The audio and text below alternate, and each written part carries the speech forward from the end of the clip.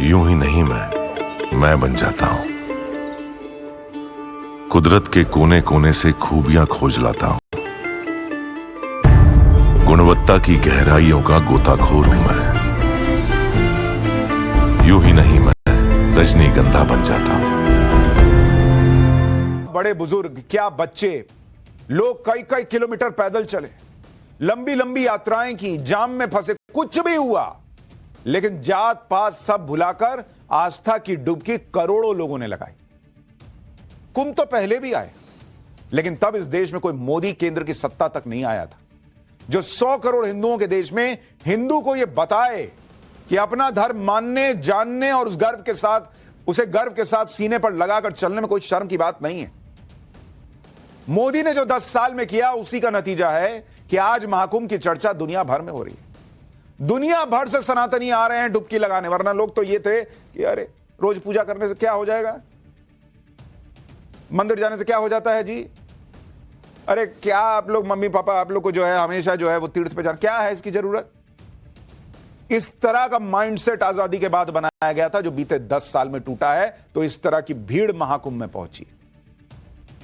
सनातन की ताकत की चर्चा दुनिया भर में हो रही है और आज तो आखिरी दिन गजब ही हो गया। प्रयागराज के महाकुंभ से सनातन एकता का जो संदेश पूरी दुनिया में गया है, उसकी गूंज आने वाले कई सालों तक सुनाई देती रहेगी। सनातन एकता का महापर्व महाकुंभ का आज समापन हो गया और आज तो महाशिवरात्रि भी थी, आखिरी अमृत स्नान था जिसके साथ महाकुंभ का समापन हुआ। आज दिन भर क्या हलचल रही महाकुंभ में, किस तरह से भक्तों ने संगम में स्नान किया, भोलेनाथ की पूजा की, कैसे वर्ल्ड रिकॉर्ड बने जो मतलब अभूतपूर्व हैं। 45 दिन में जो हुआ है आज उसकी भी बात होगी, आज जो हुआ है उसकी एक एक चीज दिखाऊंगा। लेकिन महाकुंभ आज समाप्त हो गया और जिसकी जैसी भावना थी उसने महाकुंभ को वैसे देखा। किसी के लिए पुण्य कमाने का आयोजन था, किसी के लिए आस्था का प्रतीक था, किसी के लिए जिंदगी बदल देने वाला अनुभव था, किसी के लिए मेला घूमने का मौका बन गया और किसी ने इसे फालतू आयोजन तक बता दिया। लेकिन जो लोग महाकुंभ पर सवाल उठा रहे थे, उन्हें आज यह समझना चाहिए कि उनके लिए भले ही महाकुंभ कुछ ना हो, लेकिन इस देश के असंख्य साधु संतों के लिए, सनातनियों के लिए उनकी जिंदगी का सबसे बड़ा पल था। अब जब महाकुंभ समापन की तरफ है, खत्म हो रहा है, तो साधु संत ही सबसे ज्यादा इमोशनल हो रहे हैं, रो पड़ रहे हैं भाई। साधु संत देखिए, नव भारत के कैमरे पर साधु संत रो पड़े क्योंकि अब उन्हें अपनी मां गंगा से दूर जाना है। 45 दिन तक वो मां गंगा की छत्र छाया में रहे, उनके करीब रहे, लेकिन अब विदाई का वक्त आ गया है। ऐसे में साधु संत भावुक हो रहे हैं, उनकी आंखें नम हैं। जो लोग महाकुंभ को गाली दे रहे हैं, ये नहीं हुआ वो नहीं हुआ कर रहे हैं, वो इस इमोशन को नहीं समझ सकते बॉस। इसीलिए वो सनातन से कटे हुए हैं, क्योंकि उनके अंदर ये इमोशन नहीं है। एक बार देखिए कैसे लोग भावुक हो जा रहे हैं मां गंगा से बिछड़ने के नाम पर। फिर आगे की बात बताता हूं कि आज क्या क्या हुआ है। अंत में मां गंगा सब मिलने के लिए जाते हैं और बात से बड़े विदित हृदय से प्रार्थना करते हैं कि आपकी कृपा का प्रसाद प्राप्त करके अब तक हम सब आपके चरणों में थे, आज आपसे विलग होने का समय हो रहा है और वो स्थिति बहुत ही हम सब के लिए अशानीय पीड़ा की होती है। जैसे कोई संसार का व्यक्ति अपने स्वजनों से अलग होता है, या कह सकते हैं एक बेटी जैसे अपने पिता के घर से छोड़ के जाती है, उसके लिए तो बहुत कठिन समय होता है। वैसे साधकों के लिए गंगा का तट छोड़ के जाने के लिए बहुत विरह की स्थिति होती है। इसलिए इस समय हम सब कुछ भूल चुके होते हैं, मन में केवल एक बात होती है, फिर कब वो क्षण आएगा जब हम सब माँ की गोद को वापस आएंगे। इसलिए दरअसल महाकुंभ कोई सामान्य मेला नहीं है कि तंबू उखाड़ लिए मेला खत्म। यह आस्था का महापर्व है जो अपनी समाप्ति की तरफ है। इसलिए इसकी समाप्ति का भी एक अपना विधि विधान है। मकर संक्रांति से शुरू हुआ महाकुंभ 45 दिन तक चला और महाशिवरात्रि पर इसका समापन हुआ।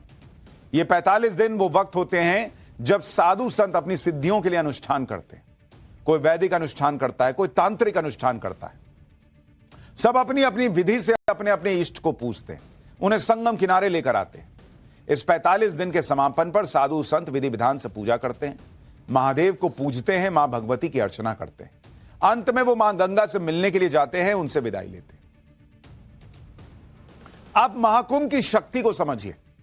इस आयोजन से आस्था की जो ऊर्जा निकली है, उससे लोग अपने आप महाकुंभ की तरफ खींचे चले आए।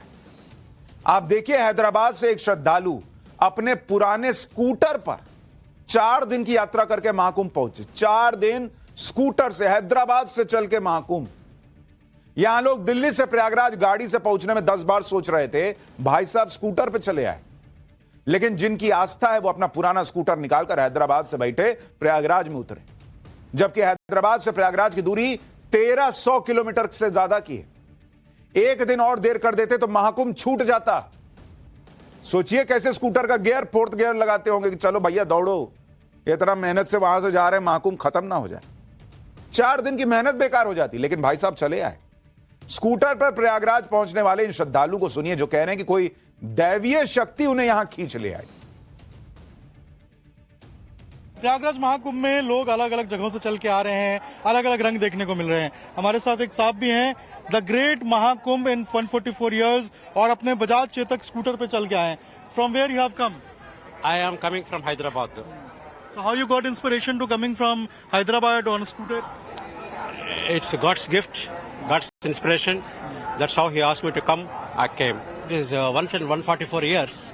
It doesn't mean that it is so easy to make the arrangements for 55 crores people. It is too difficult, but Yogi did it well. Hyderabad से आए इन श्रद्धालुओं को आपने गौर से सुना, वो इंग्लिश में बात कर रहे थे, माथे पर बड़ा सा टीका लगाया हुआ था। और इस देश में कुछ लोग ऐसे हैं जो सोचते हैं कि सनातन को मानने वाले तो पिछड़े होते हैं, भक्ति में रमने वाले पढ़ लिख नहीं पाते, जबकि इंग्लिश बोलने वाले ज्यादा सेक्युलर होते हैं, ऐसा मानने वाले लोग भी। वो अपनी आस्था से दूर रहते हैं। लेकिन महाकुंभ ने इन सारी धारणाओं को तोड़ दिया, बड़े बड़े रिकॉर्ड तोड़ दिए। इस महाकुंभ में ऐसा वर्ल्ड रिकॉर्ड बना है जो आने वाले कई सालों तक टूटने वाला नहीं है बॉस। क्योंकि आप देखिए कि महाकुंभ में अब तक 66 करोड़ लोग स्नान कर चुके हैं, जो अपने आप में ऐतिहासिक है। दुनिया में इतना बड़ा आयोजन कहीं नहीं हुआ। हर दिन औसतन 1.5 करोड़ से ज्यादा लोगों ने स्नान किया। आज भी करीब 1.5 करोड़ लोगों ने स्नान किया है। लास्ट दिन 13,830 ट्रेनों से 30 करोड़ श्रद्धालु महाकुंभ पहुंचे। देश के 50 शहरों से प्रयागराज डायरेक्ट ट्रेनें आई। दुनिया में पहली बार इंसानों का ऐसा मूवमेंट हुआ है बॉस। 2800 से ज्यादा फ्लाइट से 4.5 लाख श्रद्धालु पहुंचे। यूपी रोडवेज की बसेस ने यात्रियों के लिए 1,32,000 चक्कर लगाए। बसेस से करीब 70 लाख श्रद्धालु महाकुंभ आए। प्रतिदिन औसतन 80,000 गाड़ियां प्रयागराज में आई। यानी सनातनियों की एकता ने दुनिया को दिखाया कि एकजुट होकर क्या नहीं किया जा सकता। करोड़ों लोग महाकुंभ आए, पैर रखने की जगह नहीं होती थी। और यह तो आपको सिर्फ अनुमान बता रहा हूं, आंकड़ा इससे कहीं ज्यादा है कि किस तरह से लोग आए होंगे। महाकुंभ तक पहुंचने में बहुतों को बहुत संघर्ष करना पड़ा, किसी को तकलीफ भी हुई, तो कोई बड़े आराम से महाकुंभ तक पहुंच गया।